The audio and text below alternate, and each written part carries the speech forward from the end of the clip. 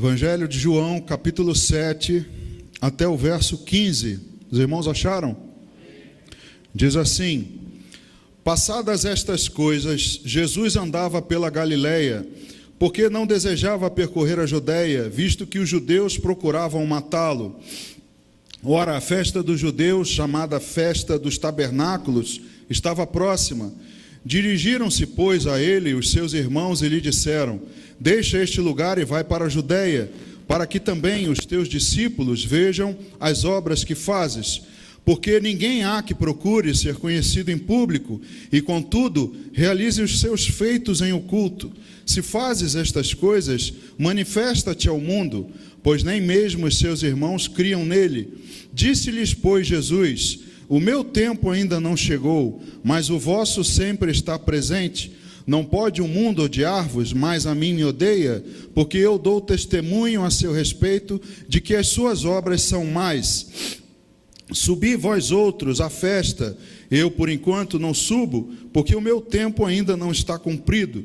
Disse-lhe Jesus estas coisas e continuou na Galileia.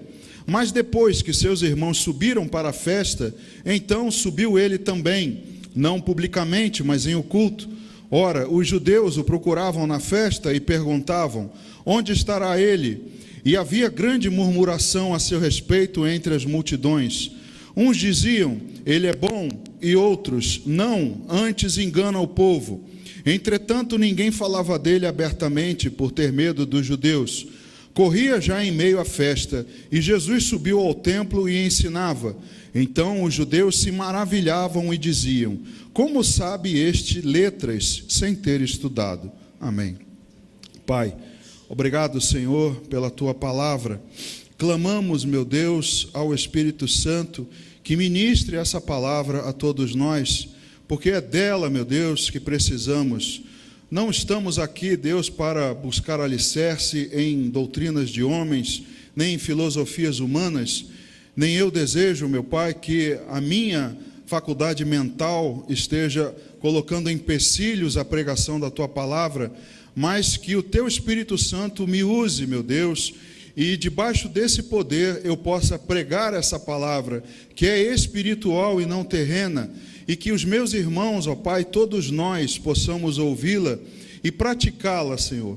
Eu te peço, meu Deus, que o Senhor assim faça no nosso meio esta noite e que possamos ser edificados por essa palavra. Assim oramos e te agradecemos em nome de Jesus. Amém. Amém, irmãos. Pode sentar. Irmãos, nos capítulos 7 e 8 do Evangelho de João, nós vemos uma discussão a respeito das palavras de Jesus. Na verdade, essa discussão começa já no capítulo 6, porque Jesus, depois de fazer o milagre da multiplicação dos pães e peixes, as pessoas vão atrás dele e ele reconhece nelas um desejo apenas visto e influenciado pelas coisas terrenas, pelo que elas viram. Tanto que Jesus diz a eles: vocês não me procuram por causa dos sinais, mas porque comeram e vocês se fartaram. Então começa, desde esse momento até o capítulo 8, nós vamos ler vários versículos aqui, mas desses que você leu comigo, você viu que há entre o povo pensamentos diversos a respeito de Jesus, a discussão a respeito dessas palavras de Jesus, dos fariseus, muito influenciados por essas coisas terrenas também. O que nós vamos ver é o quanto as coisas terrenas nos influenciam nas coisas celestiais e espirituais. Talvez os fariseus, eles fossem exatamente um produto disso, de tão influenciados pelas coisas terrenas, eles começaram a acreditar que a sua sabedoria, o seu conhecimento da lei, a sua aparência, a sua limpeza, tudo isso de alguma maneira influenciou e eles se acharam melhores, mais puros, mais sábios. Mas nós vamos ver que há entre os judeus e Jesus uma conversa, discussões. Em certos momentos você vai até achar que parece conversa de bêbado, porque Jesus ora fala de coisas espirituais a maior parte do tempo, e os judeus falam como se estivessem falando de coisas terrenas. Então nós vemos isso nesses capítulos do Evangelho de João, e ainda hoje, irmãos, há discussão por não haver entendimento das coisas espirituais, exatamente por causa da influência das coisas terrenas, das coisas do mundo sobre nós. Você crê que elas te influenciam? Sim ou não? Você é influenciado pelas coisas terrenas? Os homens, quando vão ao shopping, levam a esposa e vem aquela palavra maligna nas lojas, liquidação. As mulheres começam a ter uma tremedeira e querer entrar para ver se interessa alguma coisa e acabam gastando ali. Isso é uma influência do mundo, das coisas terrenas. Os homens também, se vem um relógio bonito, né? Um carro, também se vem assim balançados, né? Essa época do ano, muitos quando começam a ouvir os sambas, o esqueleto começa a querer balançar. Pode confessar, irmão, confessa o seu pecado. Você, outrora, quando ouvia um samba, se requebrava, porque as coisas terrenas nos cercam e nos influenciam. Todas as circunstâncias ao nosso redor nos influenciam, mexem conosco. E hoje, também por causa disso, há muita discussão a respeito das coisas celestiais, porque falta esse entendimento. E a influência das coisas terrenas também no meio da igreja. E se você for ver, essa discussão que nós vimos aqui no texto, ele não se dá de Jesus com pessoas ignorantes a respeito da lei.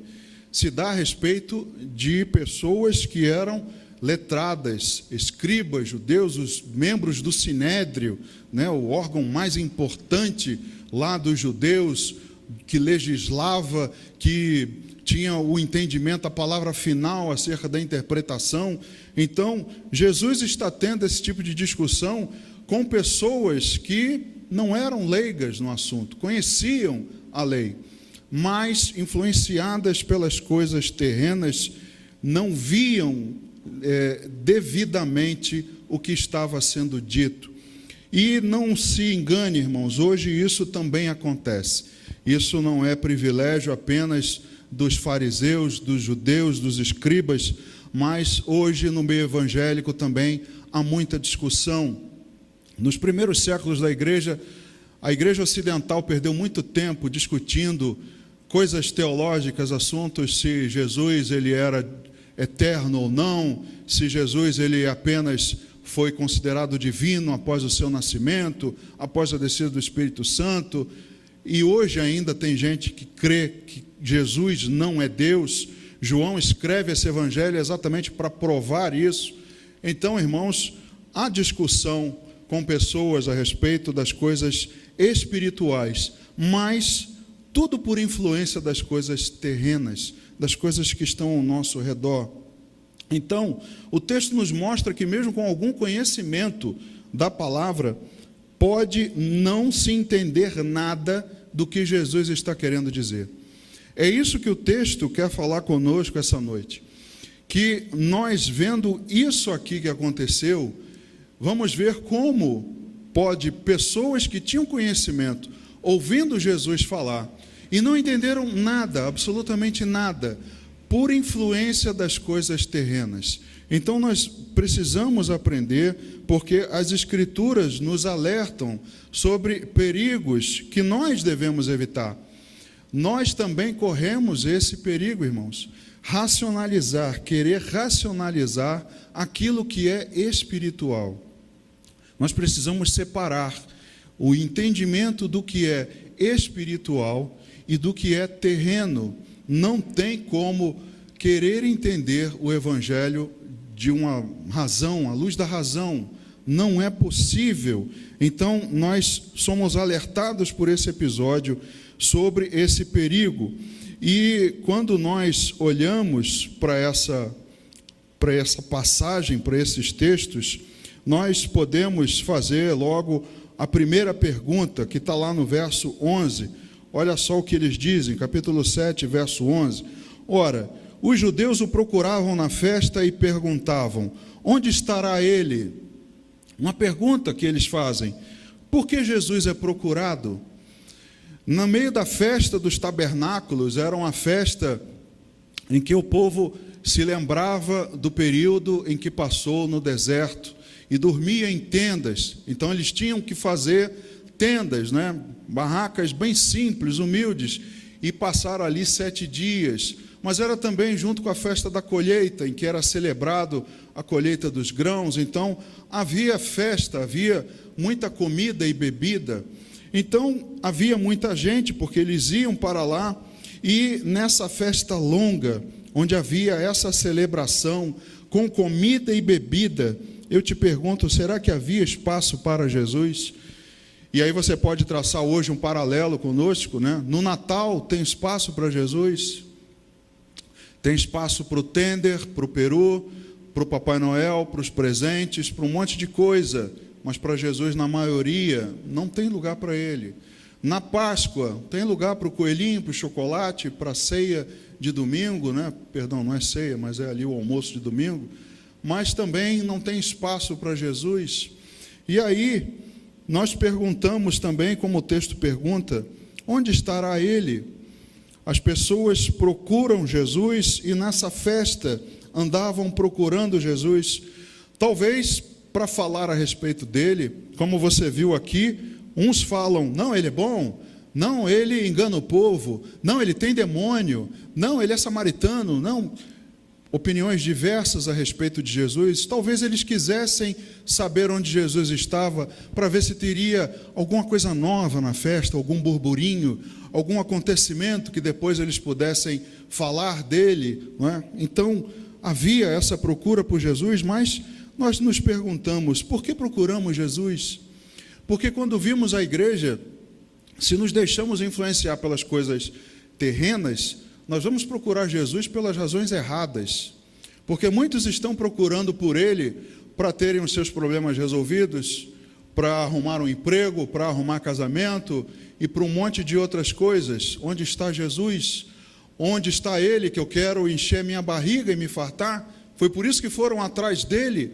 E ele os repele, não, vocês estão aqui porque comeram e se fartaram, não pelos sinais, porque vocês foram influenciados pelas coisas terrenas, a fome, e vocês assim vêm atrás de mim, porque se procura Jesus. Então há opiniões diversas sobre um Jesus de quem muitos querem falar. Eles queriam falar a respeito de Jesus. Quem é esse cara? Cadê ele? Ele vai fazer alguma coisa hoje? Vão querer pegar ele? Vão matar ele? Vão prender ele? Cadê esse cara polêmico? Muitos querem falar dele, mas poucos querem ter contato com ele. Você viu aqui no texto que eles ficavam meio que escondidos, porque eles tinham medo dos judeus. Então eles queriam falar de Jesus e queriam saber onde ele está, mas não queriam ter contato com ele. Muitos então têm essas opiniões, mas não querem contato. O verso 13 diz, entretanto ninguém falava dele abertamente por ter medo dos judeus. Quantos de nós hoje também não falamos abertamente de Jesus porque temos medo do que vão pensar de nós? Como eu vou ficar na minha família? Como eu vou ficar no meu trabalho? Como eu vou ficar na faculdade? Nós procuramos Jesus, queremos falar dele, mas não queremos contato com ele. Não posso falar abertamente de Jesus. Então, irmãos, tudo isso acontece por causa da influência terrena sobre coisas que são espirituais e não se misturam. Então, desses que procuram Jesus, muitos procuram Jesus, concorda? Muitos procuram por ele, mas desses, o que fazem? Esses que procuraram na festa, procuraram para interrogá-lo, para matá-lo, enfim, para discordar dele. Hoje também muita gente procura Jesus, mas nesse procurar, o que fazem? Porque quando o encontram, até o ouvem, mas não entendem. É como eu disse, é como se fosse uma conversa de bêbado, porque não adianta entender coisas espirituais com a razão. Paulo disse, as coisas espirituais não se discernem com a razão, mas se discernem espiritualmente. Então nós não podemos procurar Jesus e querer ouvi-lo, mas querer ouvi-lo com a razão. Se você assim fizer, você não vai entender nada, porque ele vai falar de uma coisa e você vai na expectativa de ouvir outra, e você não vai entender nada. É literalmente como uma conversa de bêbado, e é o que acontece nesse texto. E se nós não entendemos o que ele está falando, nós temos um problema grande. Veja o que diz o verso 16 ao 19. Respondeu-lhe Jesus: o meu ensino não é meu, e sim daquele que me enviou. Se alguém quiser fazer a vontade dele, conhecerá a respeito da doutrina, se ela é de Deus ou se eu falo por mim mesmo. Quem fala por si mesmo está procurando a sua própria glória, mas o que procura a glória de quem o enviou, esse é verdadeiro e nele não há injustiça. Não vos deu Moisés a lei? Contudo, ninguém dentre vós a observa. Por que procurais matar-me? Então, se nós não entendemos o que Jesus quer nos falar, nós temos um problema grande, porque na pregação nós não vamos entender. E é o que muitos ouvintes estão buscando. Eles buscam na pregação doutrina de homens. E a pregação, irmãos, não é doutrina de homens. A pregação, como o pastor Paulo falou quinta-feira passada, a mensagem é de Deus. Deus é que está falando. Quando eu sou escalado para pregar, irmãos, eu peço a Deus, Deus, que eu não atrapalhe, porque pregador pode atrapalhar, sabia? Deus, a palavra é dele, mas a gente pode atrapalhar, e de vez em quando a gente atrapalha. Mas a mensagem não é nossa, Deus é quem dá a palavra. E se nós estamos atrás de homens com doutrinas humanas, nós não vamos entender o que Deus está dizendo. Nós vamos ficar como eles aqui. O que esse cara está falando? Não foi o que disseram quando ele começou a falar: quem comer da minha carne, beber do meu sangue? As pessoas, que discurso duro é esse? Que negócio é esse que ele está falando? Eu vou comer a carne dele, beber o sangue dele? Não estou entendendo nada. Eu queria comer pão e peixe. Não estou entendendo nada. Foram atrás dele com uma expectativa, ouviram outra, mas não vai haver entendimento, porque são coisas espirituais. Então, numa pregação, não procure homens. As pessoas vão atrás, adoram ir atrás de pregadores convidados. Não, vão chamar aqui o fulano de tal. Nossa, o fulano de tal é uma maravilha, tem um conhecimento tremendo. Ou então acontece de vir uma pessoa aqui e você ficar assim: nossa, ele falou, não entendi nada, mas falou bonito. Nossa, falou umas palavras aí, uns versículos, não entendi nada, mas o cara é muito sábio. Estão indo atrás de homens. A pregação é de Deus, e a pregação se discerne espiritualmente. Então, Jesus diz no versículo 16 ao 19, que o ensino não é dele, mas de quem o enviou. A pregação não é minha, mas de quem me designou. Eu prego o que ele me deu para falar. Se eu atrapalhar, Deus, tem misericórdia, que o teu Espírito Santo supra essa necessidade e me auxilie nessa fraqueza. Mas, como Jesus disse, o meu ensino não é meu, mas daquele que me enviou. E se alguém quiser fazer a vontade dele, conhecerá a respeito da doutrina, se ela é de Deus ou se falo por mim mesmo. Os homens buscam glória de homens e buscam glorificar homens. Jesus está dizendo: eu não falo de mim mesmo, eu não estou procurando a minha própria glória, mas eu procuro a glória de quem me enviou. Eu, quando falo das coisas dele, da doutrina dele, eu estou glorificando a ele que me enviou. Homens, influenciados por coisas terrenas, querem glória de homens e buscam a própria glória. Irmãos, cuidado, porque não pode buscar Jesus, procurar por ele e querer entendê-lo de maneira racional. Procure entender de maneira espiritual. Então, os homens querem a vontade de Deus, mas não a sua doutrina. Eles querem que Deus faça a sua vontade, mas não querem a doutrina. E ele diz aqui: se alguém quiser fazer a vontade dele, conhecerá a respeito da doutrina. Então, para fazer a vontade de Deus, você tem que conhecer a Bíblia. Você tem que conhecer a doutrina de Deus. E tem gente que não quer conhecer a Bíblia, mas é doido para fazer a vontade de Deus. Jesus está dizendo, não tem como. Se você quer conhecer a vontade de Deus, tem que conhecer a doutrina. E ela não é minha, ela é de Deus. Então ela não é de um pregador que está aqui, ela é de Deus. Então nós não podemos cair no engano que eles caíram ali, de querer entender Jesus de maneira racional. Também, se nós, quando encontrarmos, ouvirmos, mas não entendermos, nós não vamos entender também de onde ele veio. Veja o que diz os versos 26 e 27. Eis que ele falava abertamente e nada lhe dizem. Porventura reconhecem verdadeiramente as autoridades que este é de fato o Cristo? Nós, todavia, sabemos de onde este é. Quando, porém, vier o Cristo, ninguém saberá de onde ele é. No capítulo 8, no verso 14, diz assim: respondeu Jesus e disse-lhes: posto que eu testifico de mim mesmo, o meu testemunho é verdadeiro, porque sei de onde vim e para onde vou, mas vós não sabeis de onde venho, nem para onde vou. Eles dizem, no capítulo 7, esse aí está falando e ninguém vai falar nada, ninguém vai fazer nada. Será que ele é de fato o Cristo?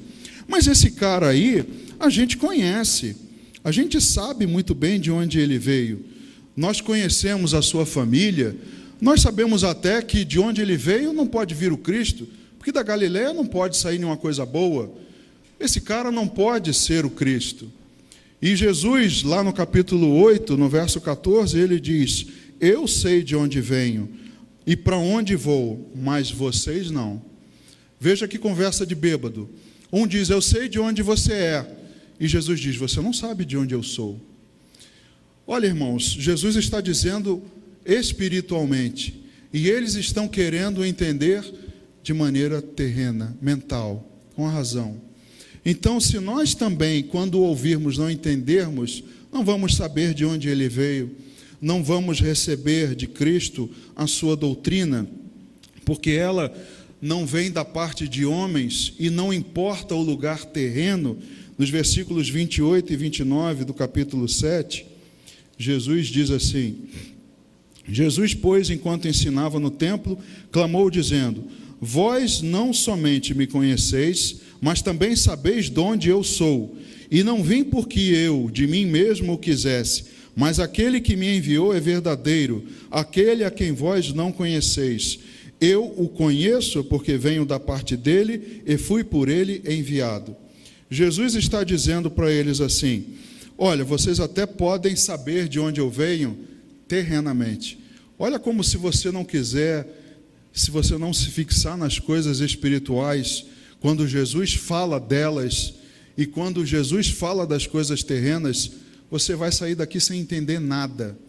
Jesus agora está dizendo: vocês sabem de onde eu venho terrenamente, da minha família, do lugar de onde eu cresci, vocês sabem, mas vocês não sabem de onde sou, e não vim porque de mim mesmo quisesse, mas aquele que me enviou é verdadeiro, aquele a quem vós não conheceis.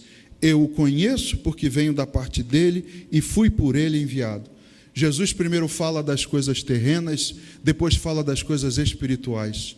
Vocês sabem de onde eu vim terrenamente, mas celestialmente eu vim de lá.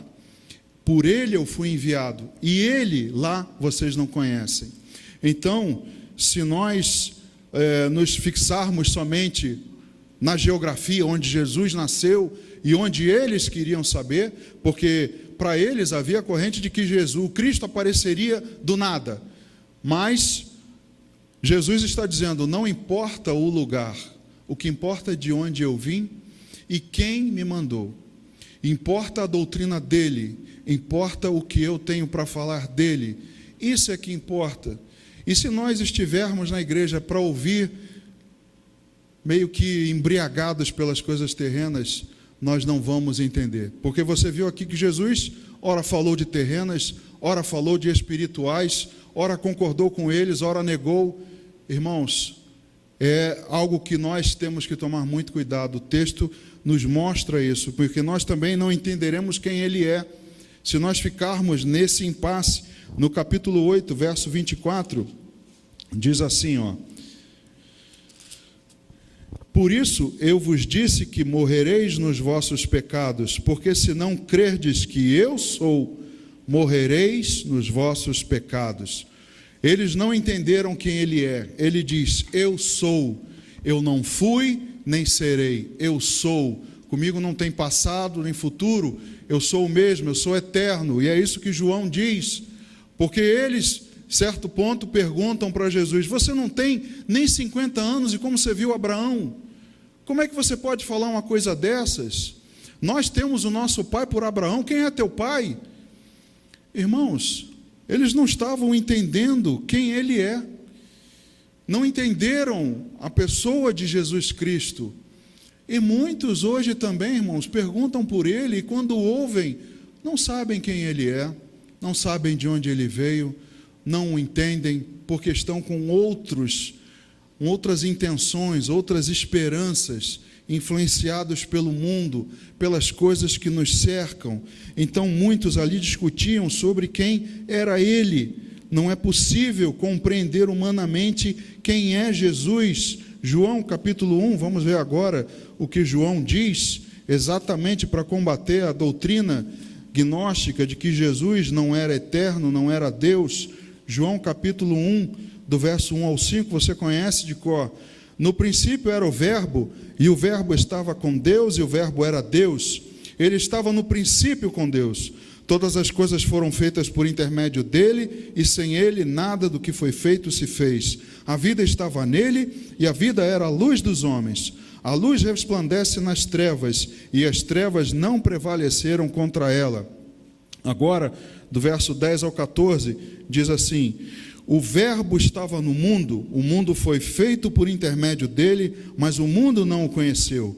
Veio para o que era seu, e os seus não receberam. Mas a todos quantos o receberam, deu-lhes o poder de serem feitos filhos de Deus, a saber, aos que creem no seu nome, os quais não nasceram do sangue, nem da vontade da carne, nem da vontade do homem, mas de Deus. E o Verbo se fez carne e habitou entre nós, cheio de graça e de verdade, e vimos a sua glória, glória como do unigênito do Pai. Muitos queriam entender quem era Jesus, porque quando ele diz a respeito dessas coisas, eles não iam entender. E aqui João diz expressamente, porque ele já era desde o princípio. Por ele tudo foi feito, sem ele nada seria feito. E ele habitou entre nós, cheio de graça, de poder.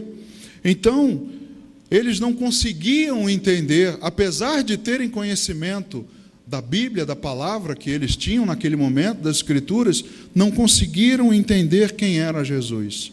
E isso acontece ainda hoje, irmãos. Falei para você que tem muitas seitas por aí, dando outras interpretações para quem era Jesus.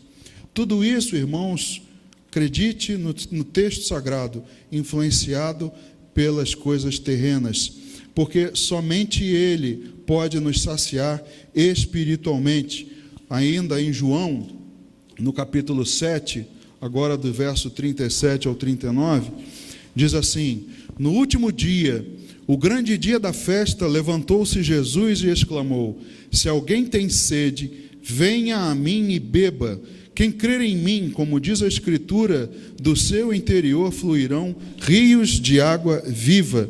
Isto ele disse com respeito ao Espírito que haviam de receber os que nele crescem, pois o Espírito até aquele momento não fora dado, porque Jesus não havia sido ainda glorificado. Então, quando ele chega nessa festa, dizem que nessa festa, nesses 7 dias, ao longo, todo dia era derramado um jarro de água numa bacia grande, simbolizando o suprimento de água do povo no deserto. E à noite também eram acesas lâmpadas enormes, simbolizando a coluna de fogo que acompanhava o povo durante o período no deserto. E no último dia, essa água não era derramada. Então Jesus chega nesse momento e diz: quem tem sede, vem a mim e beba. Hoje vocês não têm essa água que é derramada aí de maneira simbólica, mas aqui está aquele que pode tirar a sede de vocês. Mas o povo pode pensar assim: como disse a samaritana, me dá dessa água que eu nunca mais vou ter sede. Mas o texto aqui diz isso, ele diz a respeito do Espírito que haviam de receber. Veja, irmãos, o perigo de confundir uma coisa terrena, uma saciedade material, que é a sede, fome, com coisas que são espirituais. Entenda que a pregação é espiritual. A palavra de Deus é espiritual. Não busque entendimento terreno, porque não vai conseguir. Só assim você será saciado espiritualmente. E nós não entenderemos também onde ele está. Em João 7, no versículo 35, diz assim: disseram, pois, os judeus uns aos outros: para onde irá este que não o possamos achar? Irá porventura para a dispersão entre os gregos, com o fim de os ensinar? No versículo 21 do capítulo 8, diz assim: de outra feita lhes falou, dizendo: vou retirar-me, e vós me procurareis, mas perecereis no vosso pecado. Para onde eu vou, vós não podeis ir. Irmãos, nós precisamos entender para onde Jesus vai. Porque ao Jesus dizer isso para aqueles homens, eles perguntam assim: para onde esse cara vai? Será que ele vai se suicidar? Para onde ele vai que eu não posso ir? Será que ele vai pregar aos gentios, aos gregos? Para onde esse cara vai? Se nós também não entendermos para onde ele vai, nós não poderemos ouvir Jesus, porque ele certamente falará espiritualmente. Os sábios indagaram para onde ele iria. No verso 22 do capítulo 8, ele diz: então diziam os judeus: terá ele acaso a intenção de suicidar-se? Começaram a perguntar para onde ele vai. Será que ele vai se matar para a gente não poder ir atrás dele? Então, irmãos, veja os questionamentos. Não entendemos onde ele está. E aí a pergunta também abre para nós: onde está Jesus? Será que Jesus faz parte apenas de uma imagem na sua casa? Será que Jesus faz parte apenas no Natal, na Páscoa? Onde está Jesus? Eles ali queriam saber onde ele estava, mas não queriam contato com ele. E ele volta a dizer que a sua origem não é terrena. No capítulo 8, no verso 23, ele diz: e prosseguiu: vós sois cá de baixo, eu sou lá de cima. Vós sois deste mundo, eu deste mundo não sou. Irmãos, pasmem, acreditem se quiserem, mas há alguns anos atrás eu já ouvi uma pessoa me dizer que esse versículo era a prova de que Jesus era extraterrestre. Você está rindo? A coisa é séria. O cara me falou: Jesus era um ET. Aí, ó, ele falou que não era, ele era de lá de cima, não era desse mundo. Marciano, talvez, seja, sei lá. Mas, olha só, se nós queremos entender uma coisa que é espiritual, Jesus está dizendo: vocês não vão para lá porque vocês são pecadores. E eu vou para lá.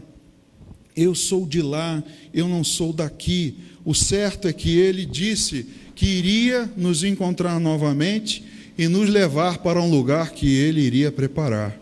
Amém? Isso é o que precisamos entender espiritualmente.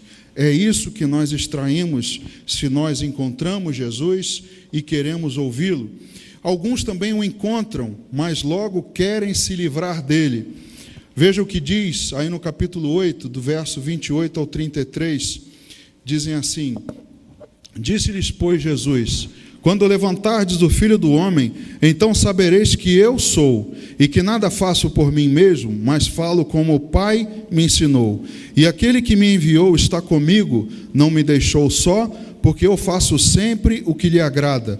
Ditas estas coisas, muitos creram nele. Disse, pois, Jesus aos judeus que haviam crido nele: se vós permanecerdes na minha palavra, sois verdadeiramente meus discípulos, e conhecereis a verdade, e a verdade vos libertará. Responderam-lhe: somos descendência de Abraão, e jamais fomos escravos de alguém. Como dizes tu, sereis livres? Replicou-lhe Jesus: em verdade vos digo, todo o que comete pecado é escravo do pecado. Então Jesus diz para esses homens essas palavras, e diz aqui o versículo 30 que quando ele falou isso, muitos creram nele. Olha que maravilha, creram em Jesus, muito bom. Mas quando ele diz que se eles permanecerem na palavra, eles serão discípulos, conhecerão a verdade irá libertá-los. Eles falam assim: espera aí, eu acreditei em você até agora, mas você disse um troço aí que me ofendeu. Que negócio é esse que eu sou escravo? Eu não sou escravo, não. Eu sou livre. Eu jamais fui escravo. Irmãos, veja só como alguns o encontram, até creem nele, mas dura pouco o encanto. O encanto só vai até o primeiro desconforto, até Jesus chegar e falar assim: olha, isso e isso acontece com você. Aí muitos se escandalizam: que é isso? Eu? Não, eu sou um cara bom. Tem coisa boa em mim, sim. Que é isso? Esse pastor é maluco. Eu vou embora. Não quero mais saber disso. Irmãos, acaba o romance. Já vem o desconforto, porque veio a palavra de Jesus dizendo: vocês ainda são escravos. É como a parábola do semeador. Tem uma semente que cai, né, num terreno pedregoso, e aí não tem raiz profunda. Quando vem as coisas do mundo, as dificuldades, ela logo se vai. Então esses daqui são a mesma coisa, até creram em Jesus, mas no primeiro desconforto, na primeira verdade que ouviram, não, acabou o romance, quero me livrar dele, não quero mais saber dele, porque na verdade as referências continuam sendo terrenas. O capítulo 8, do versículo 37 ao 40, diz: bem sei que sois descendência de Abraão, palavra de Jesus, contudo procurais matar-me, porque a minha palavra não está em vós. Veja como eles querem se livrar de Jesus. Eu falo das coisas que vi junto de meu pai, vós, porém, fazeis o que vistes em vosso pai. Então lhe responderam: nosso pai é Abraão. Disse-lhe Jesus: se sois filhos de Abraão, praticai as obras de Abraão. Mas agora procurais matar-me, a mim, que vos tenho falado a verdade, que ouvi de Deus. Assim não procedeu Abraão. Então veja que eles continuam tendo referências terrenas, continuam tendo Abraão como referência. E muitos de nós também temos essas referências hoje. Nós queremos nos basear nos nossos mestres. Não, porque o fulano falou isso, e eu fui aluno do fulano, e o fulano foi aluno do fulano, e aí nós queremos essas referências, né? Porque eu tenho esse antepassado. E Jesus diz: vocês não veem as coisas do meu pai, porque vocês fazem a do vosso pai. Jesus está dizendo espiritualmente: o pai de vocês é o diabo, porque vocês não estão vendo as coisas de Deus, e se não veem as dele, vêm as do diabo. Ainda que vocês fizessem as coisas de Abraão, porque Abraão assim não procedeu, e vocês querem me matar, porque vocês não acreditam nas coisas espirituais que eu estou dizendo. Então as pessoas querem se livrar de Jesus, porque as referências continuam sendo terrenas. Então, irmão, somente com o rompimento definitivo você terá um entendimento dessas coisas espirituais. É preciso romper. No momento que você começa o culto, rompa com as coisas terrenas. Se foque nas espirituais. Assim você compreenderá a palavra que vai ser dita a você. No capítulo 8, do 42 ao 45, replicou-lhe Jesus: se Deus fosse de fato vosso Pai, certamente me havíeis de amar, porque eu vim de Deus e aqui estou, pois não vim de mim mesmo, mas Ele me enviou. Qual a razão por que não compreendeis a minha linguagem? É porque sois incapazes de ouvir a minha palavra. Vós sois do diabo, que é vosso pai, e quereis satisfazer-lhe os desejos. Ele foi homicida desde o princípio, e jamais se firmou na verdade, porque nele não há verdade. Quando ele profere mentira, fala do que lhe é próprio, porque é mentiroso e pai da mentira. Então, somente, irmãos, com um rompimento definitivo. No 45 diz: mas porque eu digo a verdade, não me credes. Jesus diz: é necessário romper definitivamente, porque vocês são filhos do diabo, querem satisfazer os desejos dele, vocês estão influenciados pelo que ele mostra a vocês, e se vocês querem receber de mim, rompa com isso daí, porque com o rompimento há liberdade. O que Paulo diz aos Gálatas, no capítulo 5, no verso 1, para a liberdade foi que Cristo nos libertou. Então, Jesus veio para nos dar liberdade. Você é livre dos conceitos terrenos, de tudo que te prendia, que era assim, não consigo compreender isso, não entra na minha cabeça esse negócio de todo mundo vir de um casal só, de uma cobra falar com uma mulher, não entendo isso, tudo quanto é bicho caber dentro de uma arca. Irmão, isso se discerne espiritualmente, porque quando nós queremos entender as coisas de maneira terrena, não avançamos. Mas alguns poucos que procuram, ouvem e entendem e são libertos.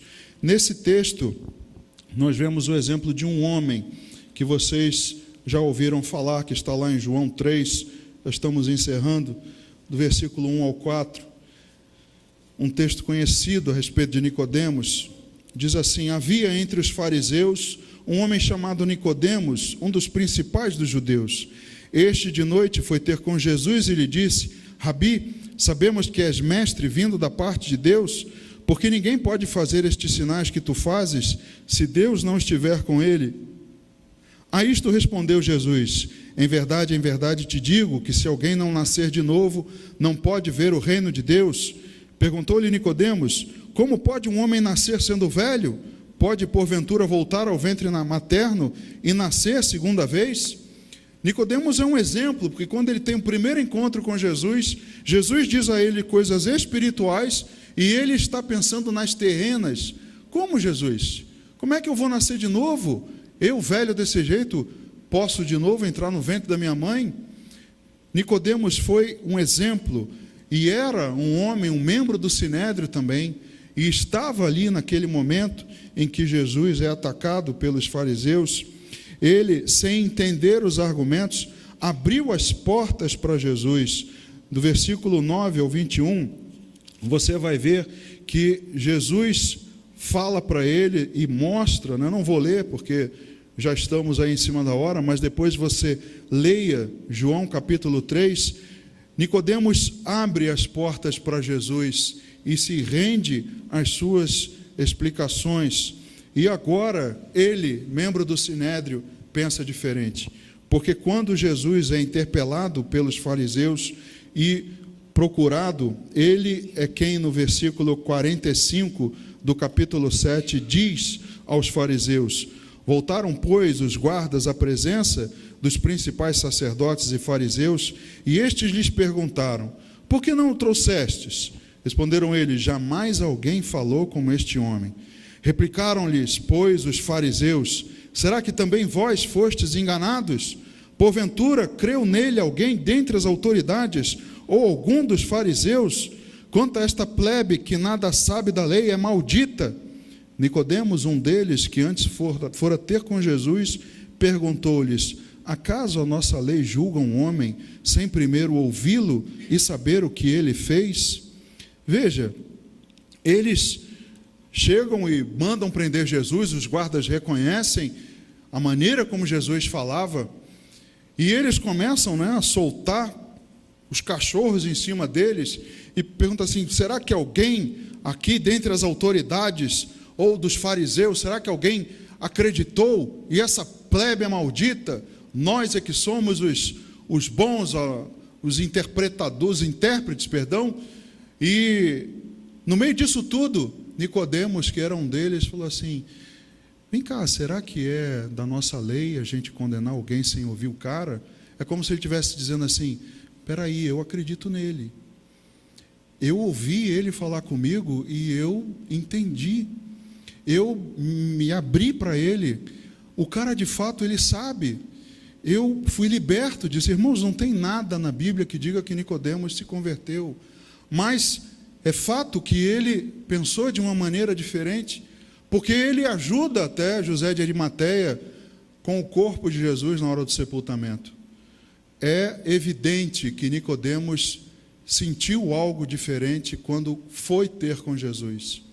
Então, ele faz parte desses poucos que o buscam, perguntam por ele, até se encontram com ele, ainda que seja na calada da noite, ouvem, se deixam, né, como Jesus diz à igreja de Laodiceia: estou à porta e bato.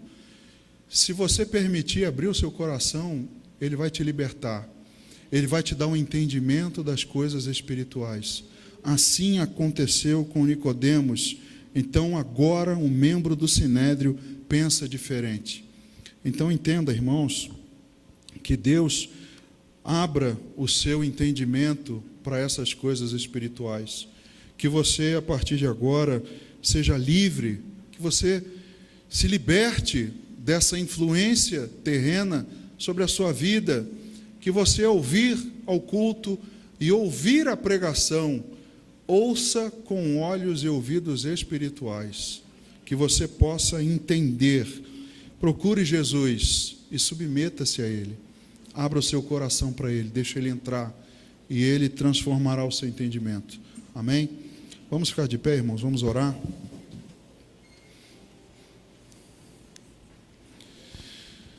Senhor Jesus, obrigado, meu Deus, pelas Tuas palavras, pelos Teus ensinamentos.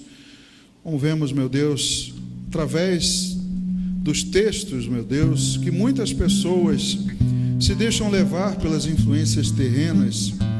Meu Deus, reconhecemos isso, que tudo que nos acontece à nossa volta nos influencia de alguma maneira, nos afeta. Meu Deus, o mundo, com tudo que ele possui, consegue nos enfraquecer às vezes e até nos convencer de outras coisas. E aí, meu Deus, influenciados por isso, quando vimos para ouvir a Tua voz, que não vem de homens, mas vem de Deus, nós não conseguimos compreender. Meu Deus, não queremos sair daqui como se estivéssemos numa conversa de bêbados. Queremos sair e entender o que o Senhor quis nos dizer. Mas para isso precisamos do entendimento espiritual.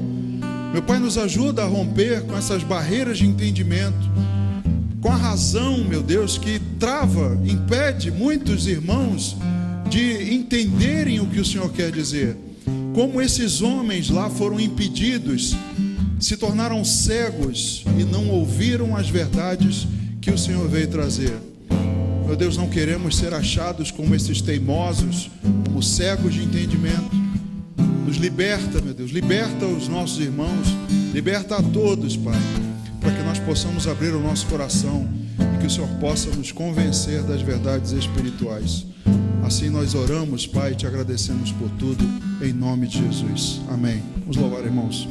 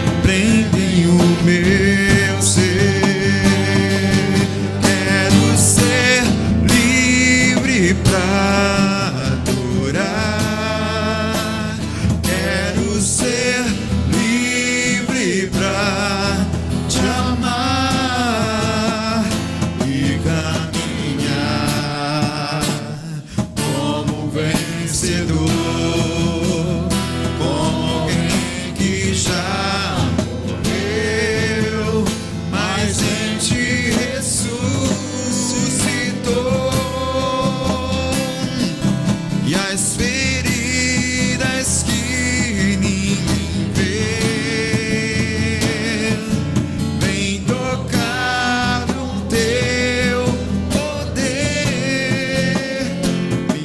deste vida em abundância. Quero viver,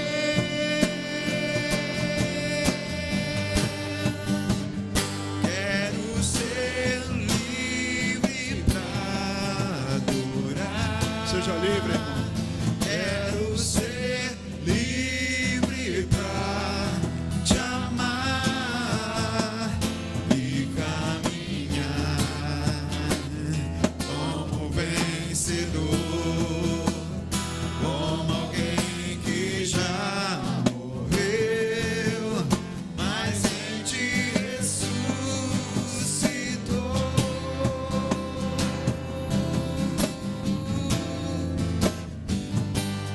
Quero ser livre pra adorar. Quero ser livre pra te amar e caminhar como vencedor, como alguém que já morreu, mas em ti ressuscitou. Amém, Jesus. Quebra as cadeias, meu Deus. Liberta o teu povo. Amém, irmãos. Que Deus te abençoe. Que você tenha uma noite de paz.